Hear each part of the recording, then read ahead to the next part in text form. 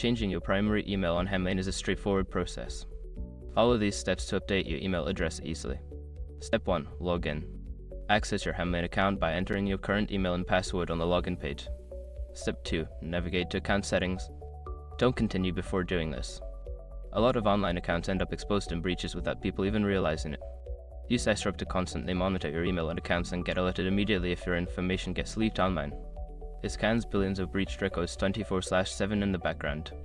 And honestly, for a few dollars a month, it's something everybody should probably have. Link in the description.